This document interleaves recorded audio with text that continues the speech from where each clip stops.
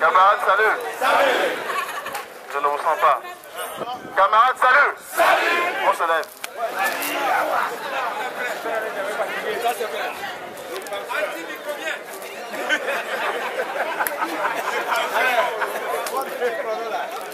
Nous allons diriger. Nous allons diriger ensemble, d'accord? On va sauter sur place.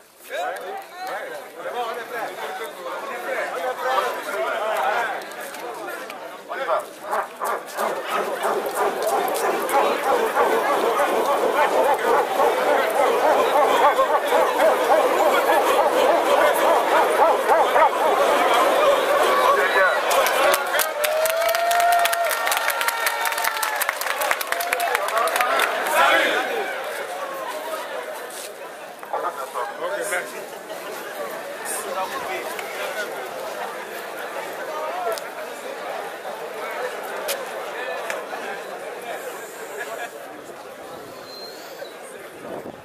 Camarades, vous savez, lorsque le diable est dans l'imagination, on peut vivre avec. Parce que le diable, on ne le voit pas. On ne peut que l'imaginer. Mais le jour où le diable prend forme et apparaît devant nous, ou c'est lui, ou c'est nous.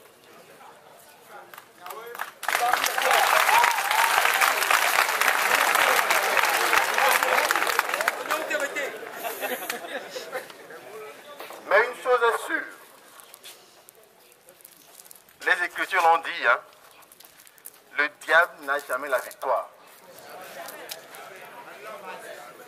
Il croit être roi pour un temps, mais ce temps est éphémère. Et pour les petits diables qui sont devant nous, leur temps est fini.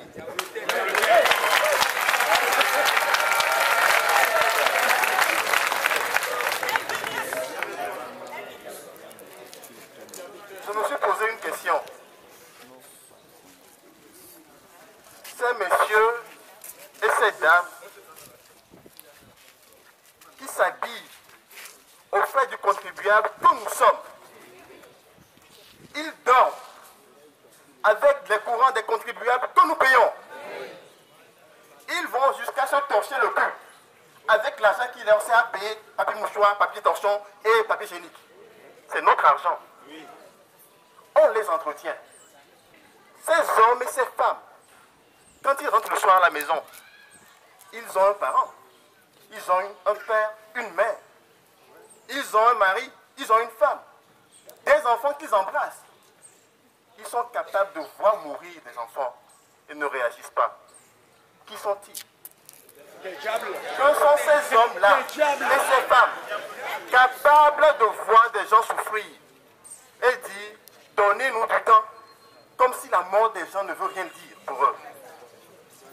Que sont ces hommes et ces femmes qui sont capables d'envoyer leurs enfants étudier à l'étranger, tandis que nos enfants étudient ici avec des enseignants qui ne forment même pas?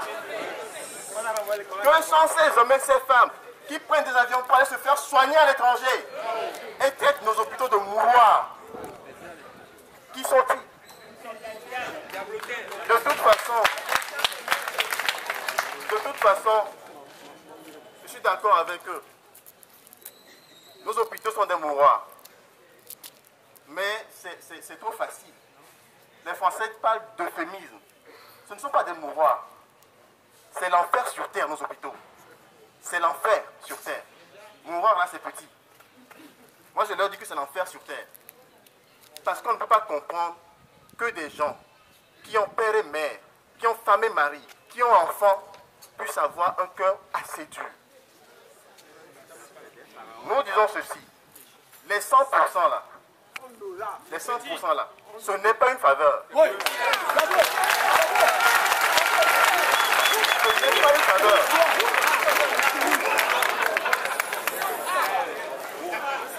Ce n'est pas une faveur. Les 100%, ce n'est qu'un rattrapage. C'est un rattrapage de 20 ans. Et ils doivent comprendre ça. Ce n'est qu'un rattrapage qu'il rattrape 20 ans. 20 ans de nos vies à souffrir. 20 ans où des gens sont morts dans l'ignorance, dans l'oubli. Nous avons des veuves qui perçoivent 850 francs de veuvage. Nous avons des retraités qui perçoivent 6500 francs de pension. C'est quoi ces histoires? Si ce que nous disons est faux, alors que leur conscience leur parle. Je veux leur dire ceci. Très bientôt, nous allons vous demander une faveur. La semaine qui arrive, tout le monde l'a dit et redit, ce n'est pas une semaine simple. C'est une semaine qui va changer profondément le cours de l'histoire du Togo.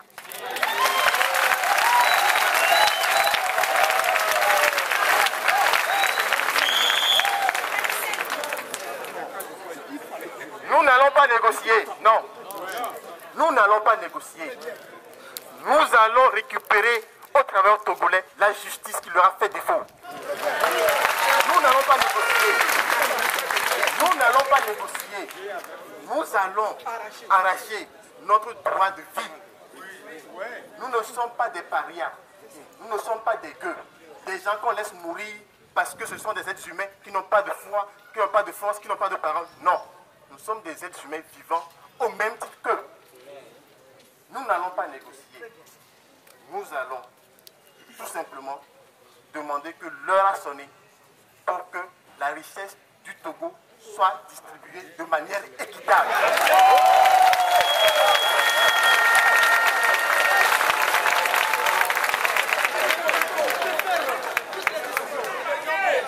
Mais une chose est sûre,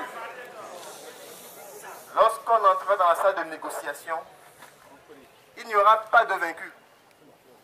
Non, il n'y aura pas de vaincu. Il n'y aura que des vainqueurs.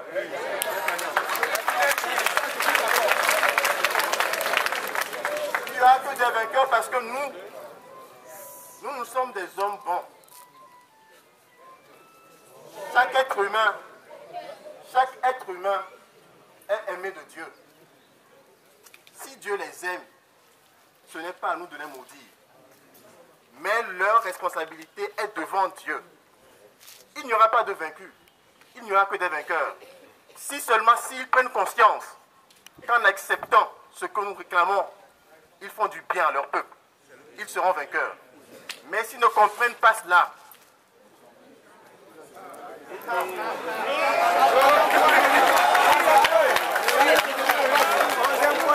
s'ils ne comprennent pas cela, je veux leur dire ceci. Ce sera le 9e point de la plateforme. Ils vont démissionner.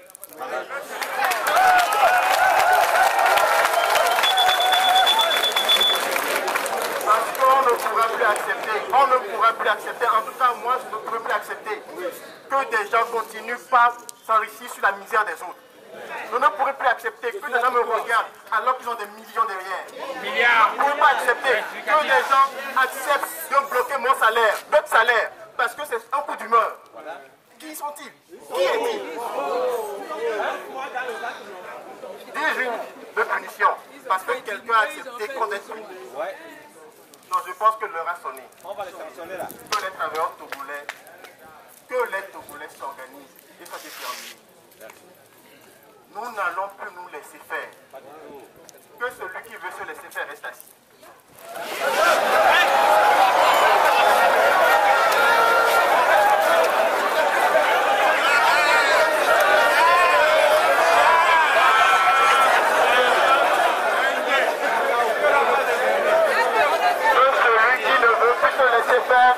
Lève les deux mains au ciel.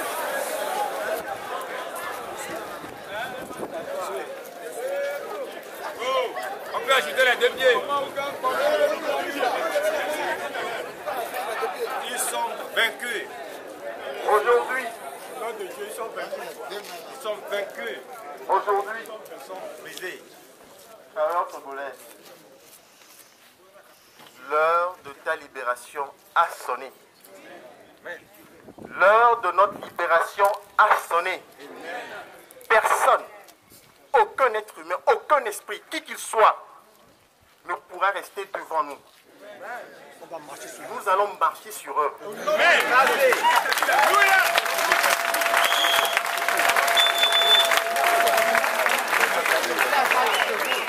Les 20 000 francs et 30 000 francs là, c'est rien. Nous allons tous le dire ici et maintenant. Moi je dis que c'est possible ici et maintenant. Oui. C'est les 100%. C'est possible ici et maintenant. 100%. Ici et maintenant, 100%. Ici et maintenant, 100%. Ici et maintenant, 100%.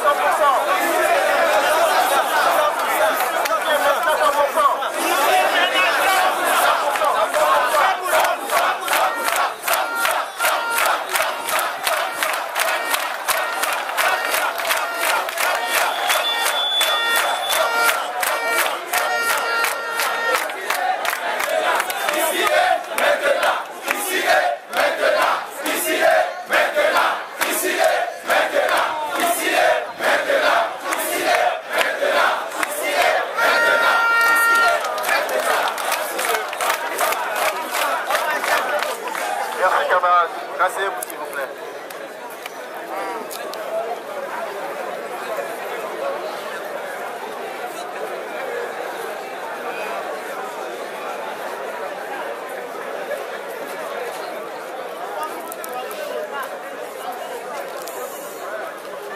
Les 100%, c'est ici et maintenant.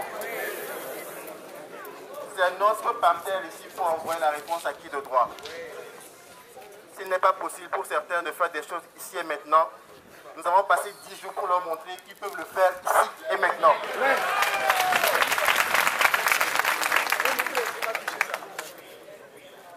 L'augmentation que nous demandons pour les travailleurs togolais n'est rien par rapport à ce qui sort tous les jours ou chaque année de ce pays. Tout ce qui est trous fiscaux, tout ce qui est trous financiers, perdition financière, que des gens ont évalué à 300 milliards par an, qui disparaissent de ce pays, dont on ne voit les traces nulle part. Ce que nous demandons dans ces bases-là, ils doivent donc faire en sorte qu'on les ait. Et on va les avoir.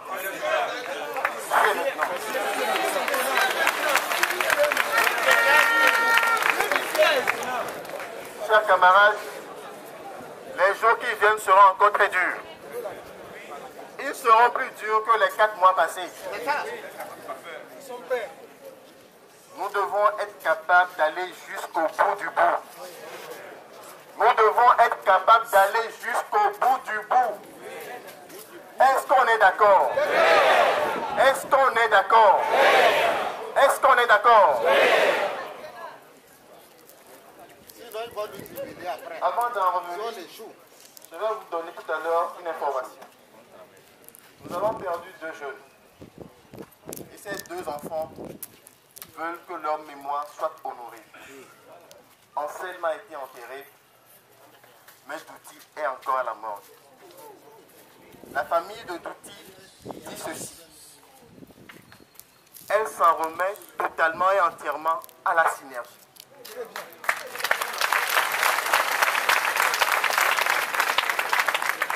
Oui, nous avons applaudi, mais c'est une lourde responsabilité que la famille nous confère. Nous avons le devoir d'honorer les mémoires de ces jeunes enfants. Je l'ai toujours dit, ils ne seront pas morts pour rien. Si un d'entre nous, travailleurs togolais, trahit cette cause, le sang de ces enfants tombera sur lui. Oui.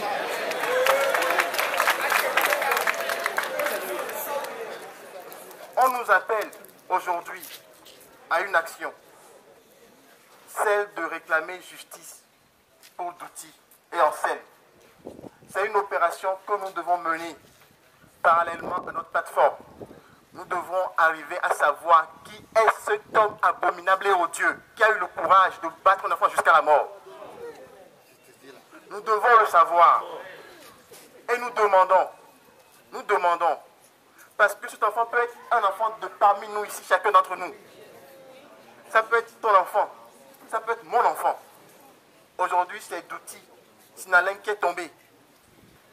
Demain, ça peut être quelqu'un parmi nous aussi. nous demandons toutes les ressources matérielles, toutes les ressources humaines et toutes les ressources, quelles qu'elles soient, qui veulent bien s'associer à nous pour pouvoir rendre justice et laver l'affront qui est tombé sur la famille de Douti. Pour pouvoir rendre justice et apaiser le cœur de la famille d'Anselme. Travailleur togolais, tu dois te mobiliser. Le conseil de la synergie a décidé d'aller en conseil spécial pour cette affaire-là. Et je pense qu'il faut qu'on ovationne le conseil pour le choix qu'il a fait.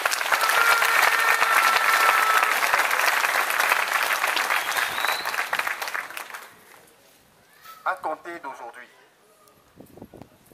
l'impunité, quelle qu'elle soit criminelle, qu'elle soit pénale, qu'elle soit sociale, nous l'avons enterrée. Non, je n'ai pas entendu là. Nous l'avons enterrée. Nous l'avons enterrée. C'est fini comme ça. Donc, camarades, travailleurs togolais, voici ce que nous vous disons. Une opération justice pour Douti et Anselme que nous allons lancer très bientôt lorsque le Conseil aura défini les critères et les axes de la lutte pour pouvoir rétablir la mémoire de ces enfants, surtout par rapport à Douti qui est encore à la morgue et qui attend que la synergie fasse quelque chose avant qu'on l'enterre. Et ce jeune Douti, je pense que nous devons aller en convoi. Nous devons aller pour l'enterrer.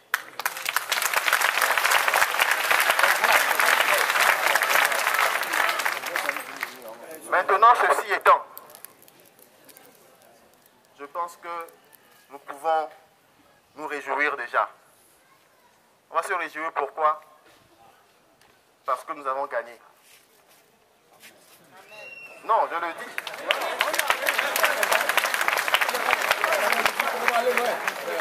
Nous avons gagné. Et on va se lever.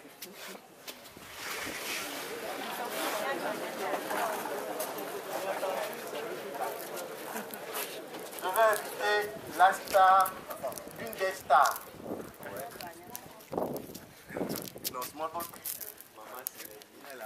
Je vais inviter Madame Nadou à côté.